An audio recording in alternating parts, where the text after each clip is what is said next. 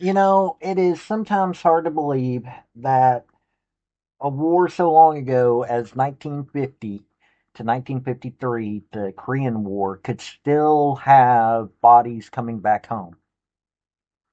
PFC Vincent Vega has just been laid to rest. Yeah, he died in 1950.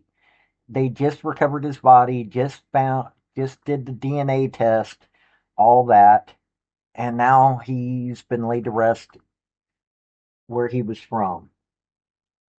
Now, here's the sad part about this. How many more do we have waiting to be found? How many more do we have that need to be brought back home? That's the sad part about all this. When people talk about the military, they talk about it, and there's some that talk about it in a hateful way. There's some that talk about it in a respectful way, but few actually think about those that sign the check that for up to and including their lives, they are willing to defend this country and to fight for the goals of this country. Well, PFC Vega gave the ultimate price for his country, and honestly, I think that we need to pay attention to that. So, I'm going to read through about what all happened. This is coming from military.com. Now, if you want to know what's going on when it comes to federal, state, and local government, hit like, hit subscribe, because I am going to cover these stories. People need to know these stories, especially because this man gave his life for this country, and all the things that have been going on, people need to be aware that we're still recovering bodies from wars so long ago. So, what's going on with the wars that people want to start now? Think about that. Howdy, y'all. This is Paul, the Redneck Thinker. What we have here is a channel to communicate. I want you folks to be thinking by the time you leave my videos. Why? Because I'm tired of people talking via what other people tell them to think. So, watch my video and enjoy the chance to think for yourself. So, Korean War soldier finally received the military funeral he deserved on what would have been his 93rd birthday. PFC Vincent Vega was laid to rest on October 3rd in Elmwood, Illinois.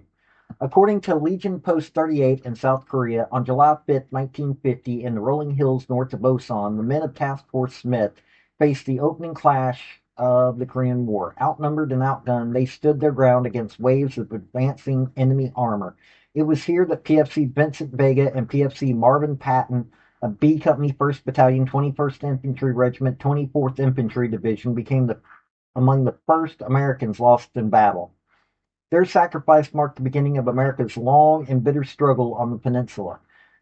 Vega joined the Army at age 18, and not long after graduating basic training was sent to the front lines of the brewing conflict in Korea. His family had the agonizing wait of 75 years to finally bring him home. Earlier this year, through DNA analysis, his remains were properly identified.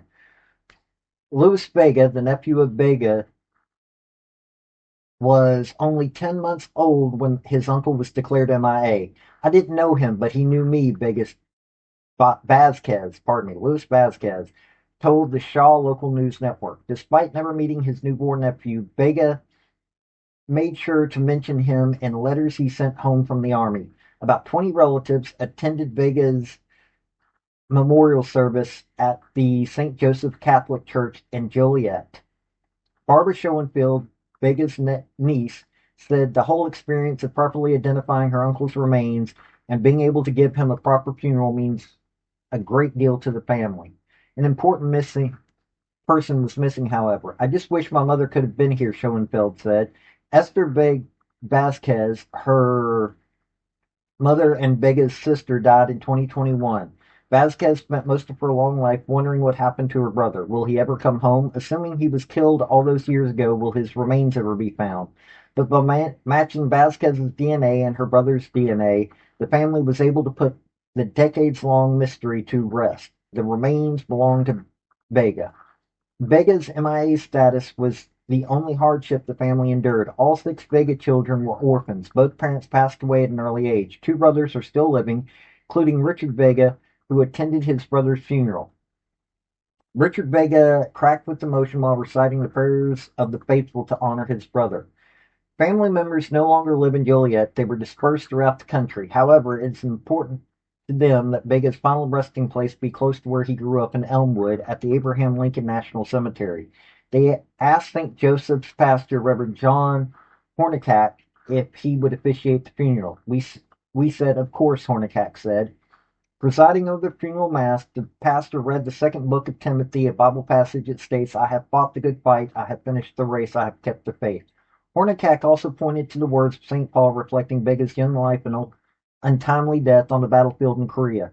Vincent will receive the crown of righteousness, a reward for his faithful service, Hornicack said. Members of the Army Funeral Honors Team served as pallbearers. As the casket was carried to and from the church, the Joliet Fire Honor Guard stood at attention. Vega was honored with bagpipe music from a piper with the Joliet Police Pipe and Drums, and Rolling Thunder, the local motorcycle group, provided an escort to the veterans' funeral procession. It was a moving experience Vega's family won't soon forget. He's getting what he deserves, Luis Vazquez said. He was a hero. There's so many stories like this that it is really sad to think about. We have many who are still missing just from that war, just from the Korean War alone. People need to remember this. Whether it's on Memorial Day, whether it's on Veterans Day, whatever. I know Veterans Day is coming up soon. It's the 6th, and that will be the 11th. But people need to remember. Seriously. They need to remember the sacrifices and then think maybe we need to quit making these sacrifices with political wars. Now, Korea was, it depends on your outlook on it. Basically, Dean Acheson, the Assistant Secretary of State, made a speech in which he gave an idea of what the U.S. considered important. And South Korea was not involved in that, so the North Koreans and China and Russia decided that, hey, they could test this. They rolled across the border, and to this day, it is the most heavily fortified border of all time between North and South Korea. That is still being talked about to this day. What's going on with North Korea is a topic because it's ruled by a tyrant that is beyond understanding. We still have these things going on in this world. And yet, politicians around the world still want to force conflict. These conflicts have a cost. It's on a human level. And maybe, just maybe, we need to start electing politicians that pay attention to what that cost is.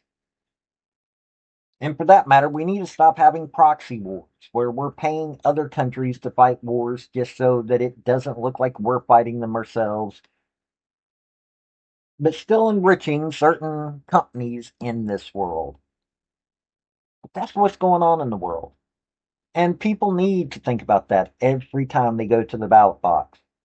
Every time that they listen to these politicians. Because weak politicians bring about wars. And politicians who can't understand that wars are not something to build a legacy on don't need to be elected either. But that's just my thoughts on this. To all the Marines out there listening, Semper Fi. To the rest of y'all have a good day now. This has been Paul, the Redneck Thinker. So, folks, that's the story that I wanted to bring you on this video. And I just wanted to say thank you again for coming by. Well, hit like, subscribe, comment, all that fun stuff if you don't mind. Help me out. So, y'all have a good day now.